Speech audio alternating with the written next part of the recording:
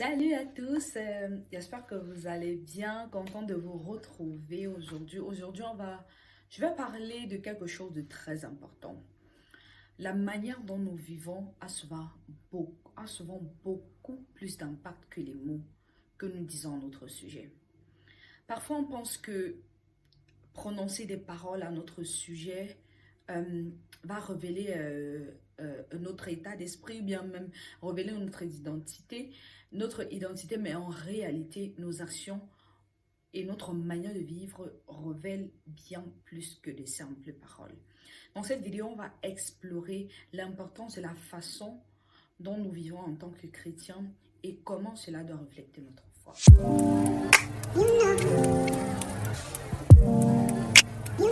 La Bible nous rappelle que la foi ne se limite pas juste à ce que nous disons, mais à ce que nous faisons.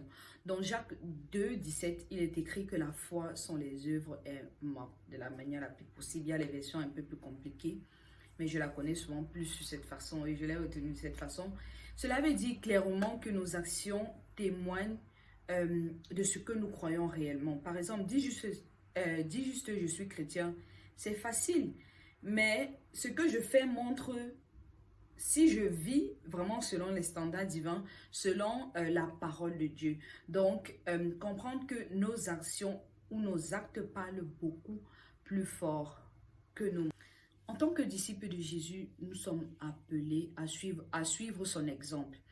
Il dit dans 1 Jean 2, 6, « Celui qui dit qu'il demeure en lui doit marcher aussi comme il a marché. »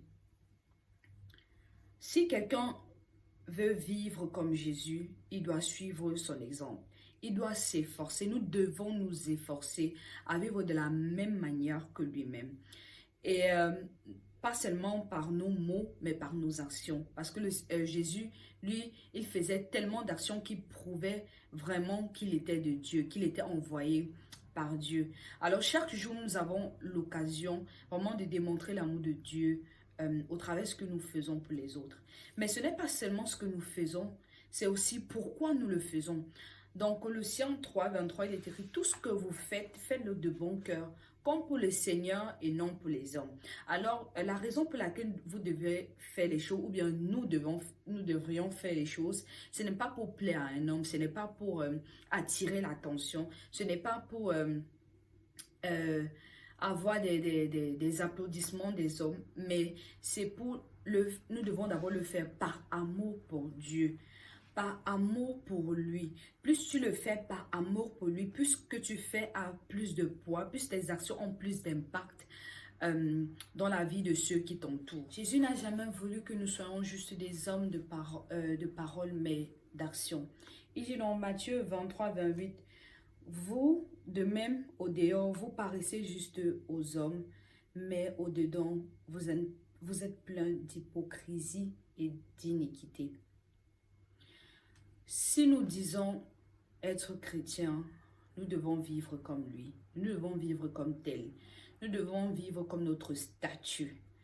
Donc, arrêtons vraiment de dire « je suis chrétien », écrire, poster des trucs qui ont lié avec notre foi si on n'arrive pas à manifester cette foi-là. Lorsque les situations se produisent, franchement, d'être vraiment authentique, d'être sincère, d'être rempli d'humilité, d'amour, comme le Seigneur l'a été. Je nous a montré que la véritable foi ne se limite pas qu'à des paroles, mais à des actions. Si on étudie très bien la vie de Jésus, on va voir tellement de choses qu'il a faites. Et vraiment, je suis en train de vraiment vraiment lire son parcours et de voir un peu, d'analyser ce qu'il a fait et de les résumer. Nos actions sont un témoignage puissant de notre foi, les amis. Ce que nous faisons dans notre quotidien parle plus fort que ce que nous disons de nous. Donc, je vous encourage à réfléchir à vos actions, à réfléchir de la manière dont vous vous êtes comporté jusqu'ici et de regarder vraiment des choses qu'il faut retirer. Vous écrivez là et puis vous barrez. Non, je ne dois plus faire ci, je dois commencer à faire ça. Qu'est-ce que Dieu dit à propos de ça? Qu'est-ce qu'il veut que je fasse? Qu'est-ce qu'un chrétien doit faire? Qu'est-ce qu'un enfant, un disciple de Jésus doit faire? Donc, je t'invite vraiment à faire ça. Et demande-toi comment peux-tu vivre ta foi chaque jour? Donc, je t'invite vraiment à prendre un moment pour prier et de demander à Dieu de t'aider à vivre de la même manière qu'il a vécu, d'une façon authentique, à l'exemple de Jésus. Que vos actions, tout comme vos paroles, témoignent l'amour et la vérité de Dieu dans ce monde. Donc, je t'invite à t'abonner et surtout à partager. Et écris aussi en commentaire comment tu vis ta foi, s'il y a peut-être des challenges que tu rencontres. Et voilà, on peut partager dans une nouvelle vidéo.